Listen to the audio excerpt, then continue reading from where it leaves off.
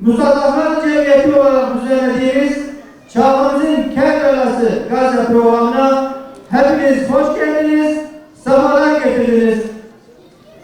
Rabbim bu buluşmamızı hayırlara vesile kılsın inşallah. Kıymetli misafirler, bu gece burada sıradan bir program için toplanmadık. Sadece tarihin bir sayfasını hatırlamak için de toplanmadık. Biz bugün burada Kerbela'dan Gazze'ye uzanan bir hakikat yolculuğuna şahitlik etmek için toplandık. Bu geceki bu en büyük hedefimiz kalplerimizi aynı duada, aynı acıda ve aynı ümmet bilincinde buluşturmaktır. Çünkü Kerbela bitmedi. Sadece isimler değişti. Zulüm aynı zulüm, mazlum aynı mazlum. Dün Kerbela'da susuz bırakılan çocuklar vardı. Bugün Gazze'de açlığa ve susuzluğa mahkum edilen çocuklar var. Dün çadırlar yakılıyordu. Bugün evler, hastaneler ve şehirler bombalanıyor. Dün Hüseyin vardı. Bugün Gazze'de binlerce Hüseyin var.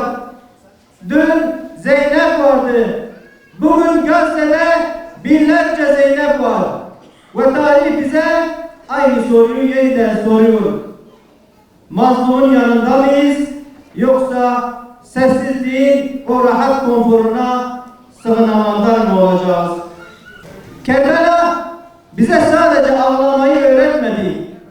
Kerbela bize dik durmayı da öğretti. Kerbela bize hakkı savunmayı da öğretti. Kerbela bize sayıların değil, inancın kazandığını öğretti. Bu gece burada bulunan her bir kardeşimizin, her bir bacımızın yüreğinde aynı duanın yankılanmasını diliyoruz. Allah'ım bizi mazlumun yanında zalime karşı dik duranlardan eyle. Programa başlamadan önce programın akışını kısaca size arz etmek istiyorum. Programımız kelamların en güzeli olan Kur'an-ı Kerim tilavetiyle başlayacak. İlahi ve ezgiler, günün anlam ve önemine bilen konuşma, Eyyubiye Peygamber sevdaları tiyatro ekibinin gösterimi ve kapanış duasıyla nihayete erecektir. Değerli misafirler, Kur'an-ı Kerim tilavetini yapmak üzere Hafız Eyüp Baytarman hocamızı sahneye davet ediyorum.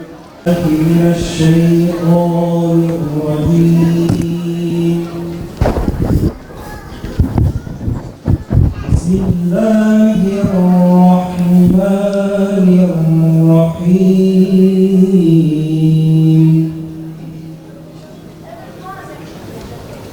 وَمَا لَكُمْ لَا تُقَاتِلُونَ فِي سَبِيلِ اللَّهِ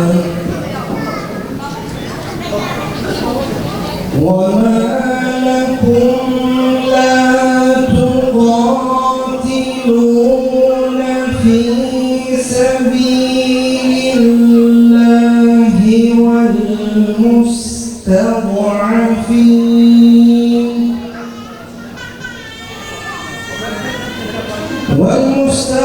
والمستضعفين من الرجال والنساء والولدان. Doğdu güneş gibi, bugünümüz bitmez gibi. Söndür ruhu güneş oldu, doğdu ardımın atması gibi. Bir lokma hürriyet için paramparça bir çok ceset. Hürriyeti tadımak için korkular buldu.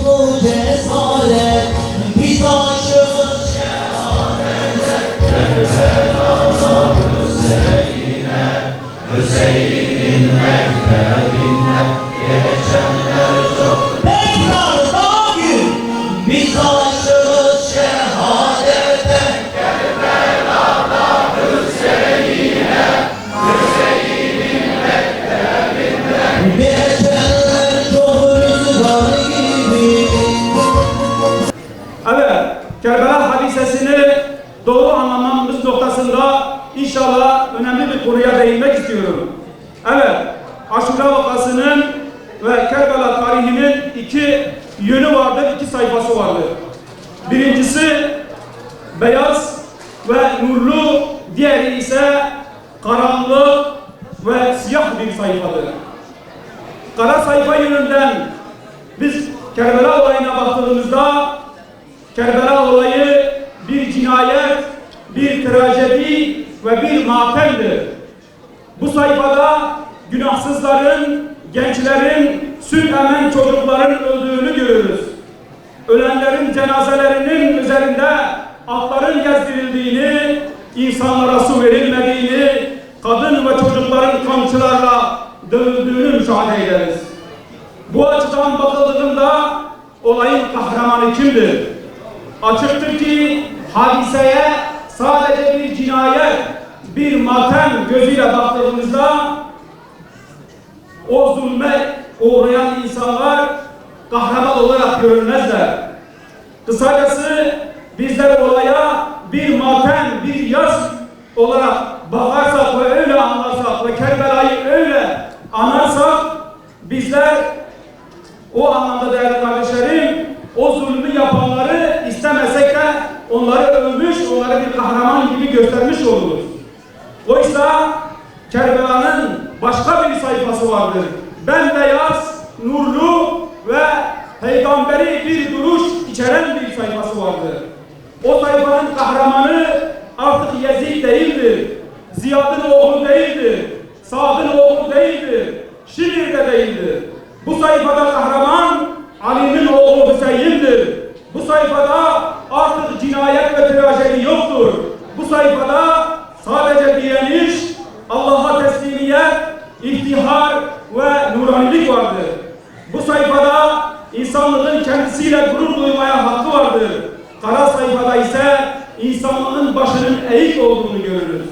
Tıpkı ayet-i kerimede meleklerin Allah-u Teala'ya verdiği cevabındaki gibi değerli kardeşlerim. Hz. Adem yaratırken melekler ne diyorlar?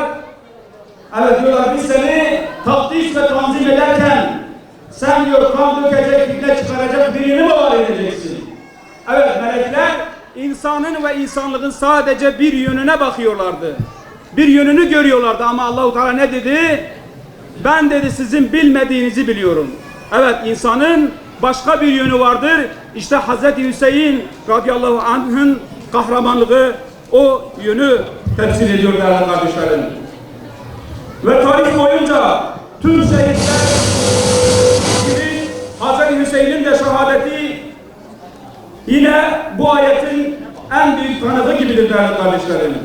Evet, Allah-u Teala Kur'an-ı Kerim'de Allah yolunda öldürenlere öldürmeyiniz, bilakis onlar yaşıyorlar ama siz onu bilemezsiniz. Evet, Hz. Hüseyin Kerbela'da bedeni paramparça edilmiş olabilir.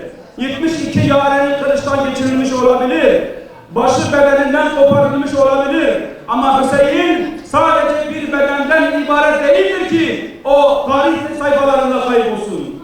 İşte Allah-u Teala'nın şehitler ölmezler, onlar Allah'ın katında yaşıyorlar ve onlar kendisinden sonra gelen toplumların vicdanlarında ve kalplerinde yerini koruyarak yaşamaya devam ediyorlar.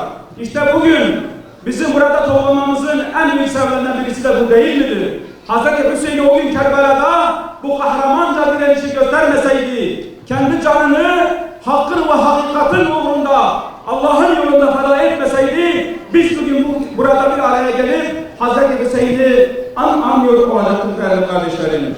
Ve yine bugün kendisinden bahsettiğimiz ve canlı olarak tanıklı olduğumuz gazetede aynı şekilde o kahramanlığın bir destanıdır değerli kardeşlerim. Bundan dolayı bizler gerek gazeteyi anlatırken gerek diğer gazetelerde yaşanan İslami kıyamları, kendi camiamızın tarihinde yaşanan 90'lı yıllardaki olayları anlatırken hiçbir zaman ağırlıklı olarak işi sadece matem ve yas boyutunun önüne çıkarmamamız lazımdır.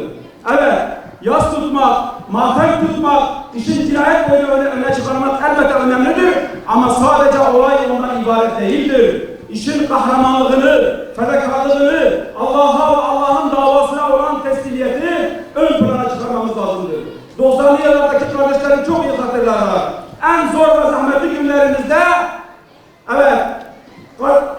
elimizdeki parçalara baktığımız zaman nasıl büyük bir heyecan, nasıl büyük bir direniş ruhunun oraya hakim olduğunu görebiliyoruz.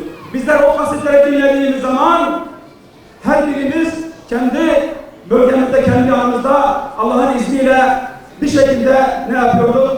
Bu davanın zaferiyetine iman ediyorduk değerli kardeşlerim. Ondan dolayıdır ki bizler bugün Kerbela'yı anarken, Gazze'yi anarken sadece işin trajedik boyutuna değil, diğer boyutlarına da iyi şekilde bakmamız gerekiyor değerli kardeşlerim. İmam Hüseyin Kerbela'ya giderken evet manifesto niteliğinde bir şey söylüyor. Evet diyor ki yani bu davayı Kerbela'ya niye gittiğini bize anlatıyor. Evet bazıları belki diyebilir ki o bir makam için, bir mevki için gitmiştir. Haşa. Evet onu çağırdılar ama onun davası bir makam, bir mevki, bir iktidar davası değildi. Şunu söylüyor. Ey Kufa halkı, o zinakar yani İbn Ziyad'a söylüyor. Bana şu iki işten birini seçmemi söylüyor.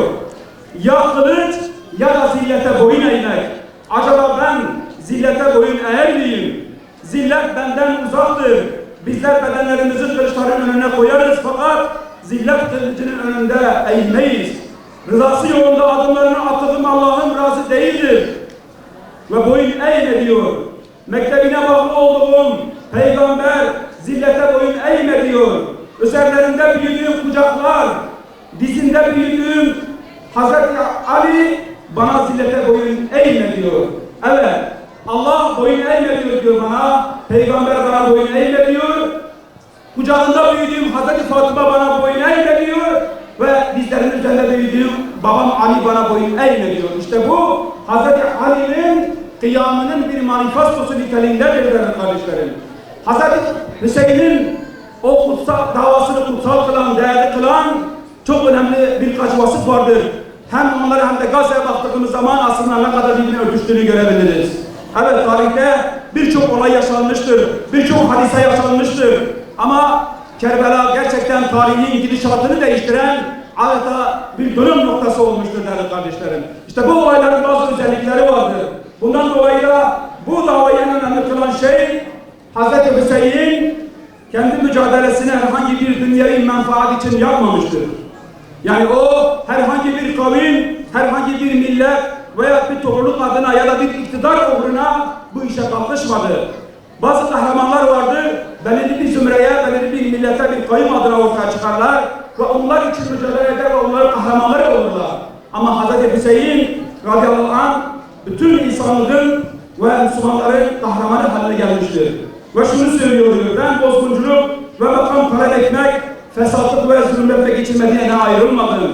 Ceddimin ümmetini ıslah etmek için yola çıktım. Yani Hazreti Hüseyin yola çıkarken kendisini görmedi. O yalnızca hak ve hakikati gördü. Bundan dolayı da Hazreti Hüseyin'in davası bizim için çok değerli bir davadır. Bugün Gazze'ye baktığımız zaman Gazze herhangi bir yerden toprak ele geçirmek için değil, kendi ülkesini, kendi sınırlarını çoğaltmak için değil veya farklı bir hasap içerisinde bu mücadeleye girişmemiştir. Gazze 100 yıldan fazladır devam eden Siyonist, emperyalist işgalin sona ermesi için kendi dinlerini, kendi inançlarını özgürce kendi topraklarında yaşamak için bu mücadeleyi veriyorlar. Yine değerli kardeşlerim, ikinci yönüne baktığımız zaman bu davanın kutsiyetinin, evet bu tür davalar gerçekleştiğinde hiç kimsenin ümit taşımadığı özel şartlarda ve zamanlarda ortaya çıkıyorlar. Evet, bu davaların böyle bir özelliği var.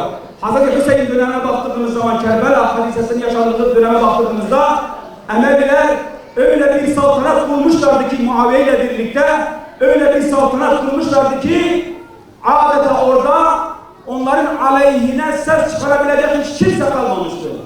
Muhalefet edebilecek kimse ortadan kalmamıştı. Ehl-i Beyt'ten bir söz aktarmak, bir şey söylemek için 7 kapının arkasında insanlar gizleniyor, bilene yemin ettirip Hazreti Ali'den bir söz onlara rivayet ediyorlar. O kadar çok zorlu ve herkesin susturulduğu ve sindirildiği bir dönemde. Evet, Ali Şeriat'ın da belirttiği gibi zor ve tezvirin hakim oldu. Yani kimisini zorla susturmuşlardı. Kimisini parayla susturmuşlardı. Kimisini de işte diyelim ki hadisler uyduraraktan, tezgir yaparaktan ne yapmışlardı?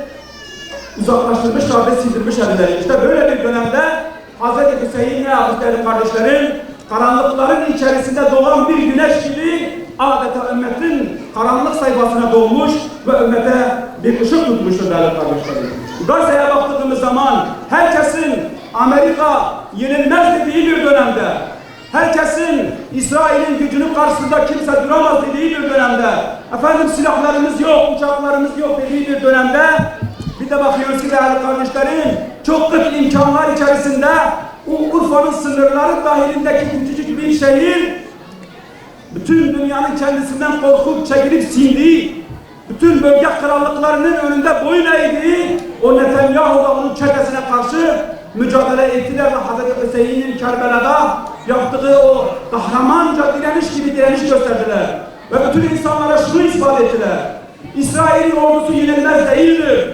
Amerika'nın ordusu yenilmez değildir. Eğer siz Allah'a iman eder, eğer sizin davanızın bir inancınız, bir davanız olursa ve siz ona gerçekten bağlı olursanız Allah size yeter diyerek bütün insanlığı uykudan uyandırdılar. Bir! Allahu Ekber! Bir! Allahu Ekber! Bir! Allahu Ekber! Ve bu öyle bir uyanış ki değerli kardeşlerim, İslam coğrafyasındaki biz Müslümanları belki çok etkilememiş olabilir.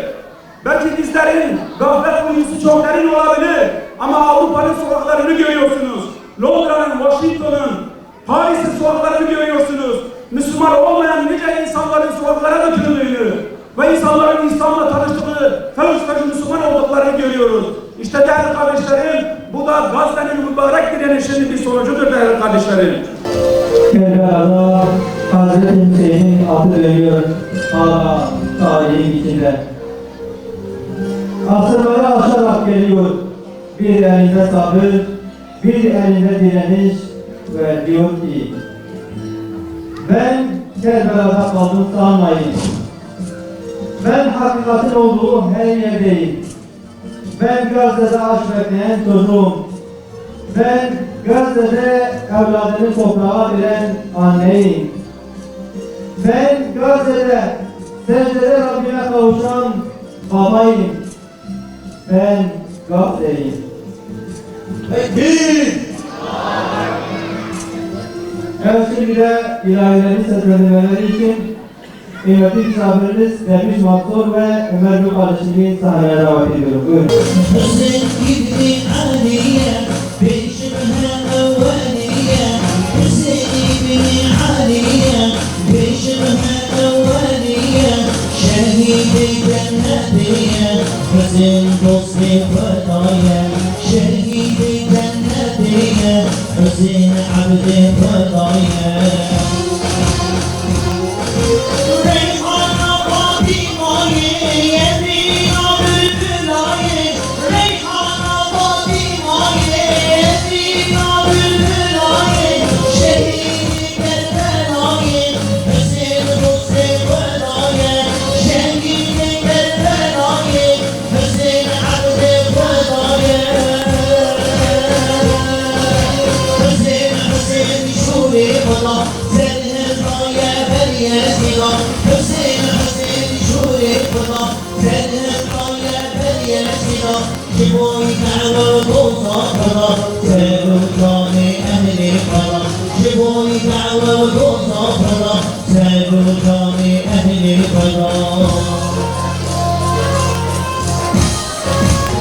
Ey alem acihane, kane zelale kane. Ey alem acihane, kane zelale kane. Ev bu şehri meydane, Hüseyin Hüsnü fedaya. Ev bu şehri meydane, Hüseyin Hüsnü fedaya.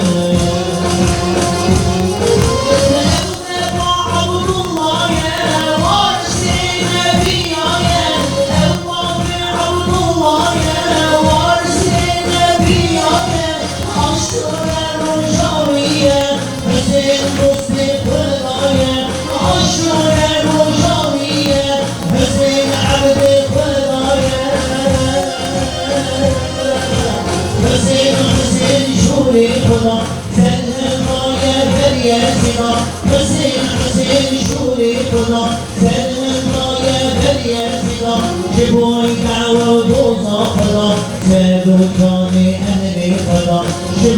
والرضا سلوك لأهل القرار تكبير Şimdi şöyle susuzluk çekenler. Etrafta atların ayak sesleri. Meraklı gözler etrafı süzüyorlar. Gözyaşlarıyla suyun yolunu gözlüyorlar. Fakat zalimler çocuk olduklarına bakmaksızın bir damla dahi su vermiyor. Bitkinlik, baygınlık. O gün Kerbela'da bir zulüm vardı. Tarihte yaşanan zulümler yenilere ekleniyordu. Hazreti Hüseyin ve yarenlerine reva görülen zulmün acı yüzü.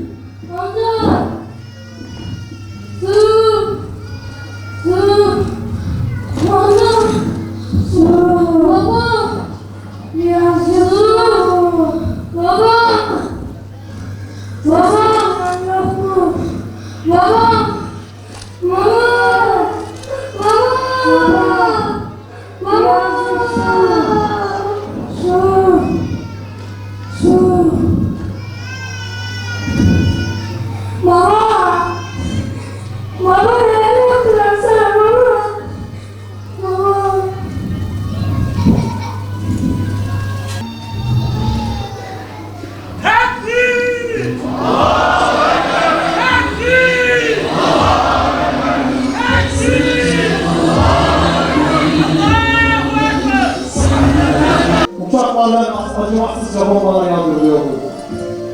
Annelerin feryadı, Kerbela'daki kadınların feryadını andırıyordu. Susuzluk çeken çocuklar, Kerbela'nın çocuklarını resmediyordu.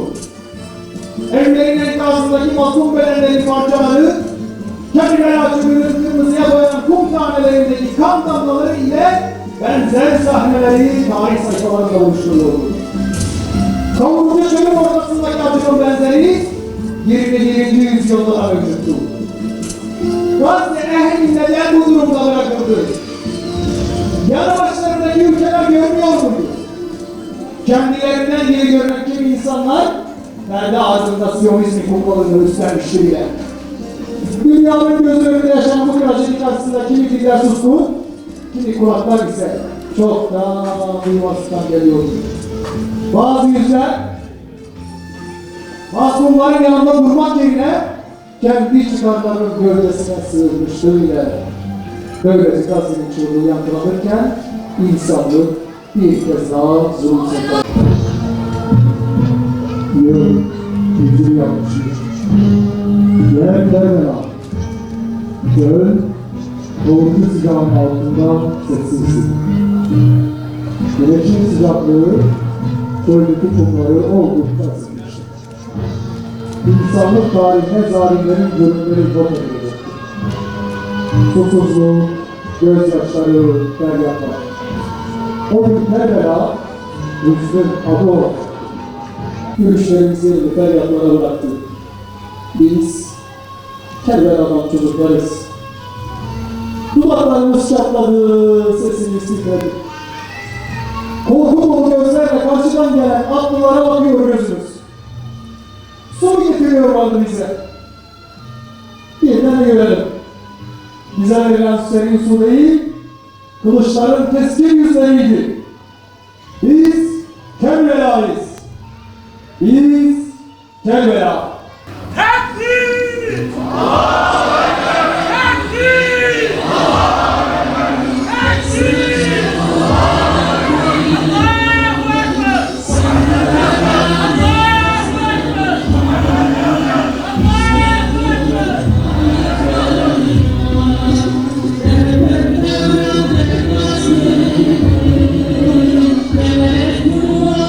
Sokaklarda tanklar masumların bedenlerini parçalarken uçaklardan acımasızca bombalar yağdırılıyordu.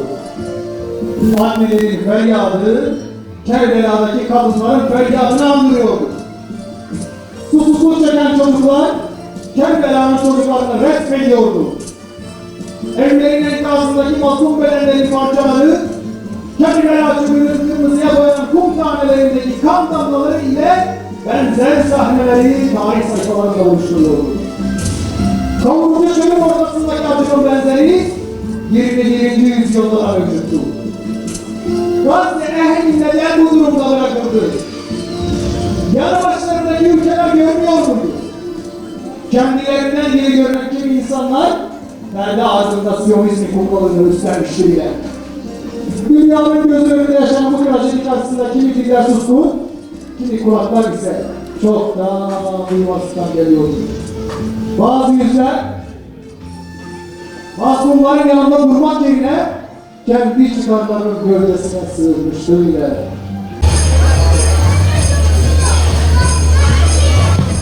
Takbir!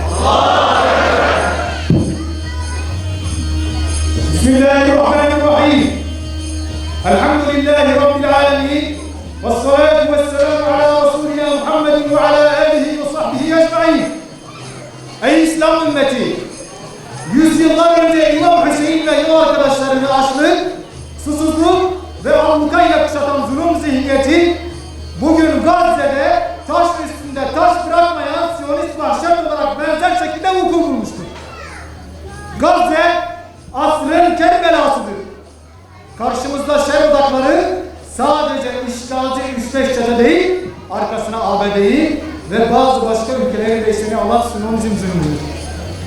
Ancak tüm bu teknoloji ve askeri varlıklarına rağmen Gazze'nin sokaklarında inançla direnen mücahitler Siyonizme sahada çok sert darbeler bulmakta ve onların yenilmezlik efsanesini paramparça etmektedir. Ey zalimler ve onların işbirlikçileri! İsterseniz karadan, denizden ve havadan gelin. Berran ve behran ve cevven. Karşınızda dimdik duran, sizlere acılar tattırmayı bekleyen yiğit mücahitler göreceksiniz. Madalyonun en acı yüzlerinden biri ise kimi İslam devletlerinin derin ve kahredici suskunluğu. Ümmetin liderleri soykırımı izlemekle yetinirken perde arkasında işgalcilerle bağlarını koparmayan iki yüzlüler ve dünyevi çıkarları için davayı satan hainler tarihin kara sayfalarına şimdiden kazınmıştır. Fakat ne küresel zalimlerin bombaları, ne liderlerin kızılıklığı, ne de hainlerin ihaneti bu iradeyi kıramayacaktır Allah'ın izniyle. Takbir! Takbir! Takbir! Evlerimiz yıkılsa, şehitler versek, Kerbela'dan aldığımız o asil mirasla boyun eğmeyeceğiz. İzzetle, şerefle ve sarsılmaz bir imanla son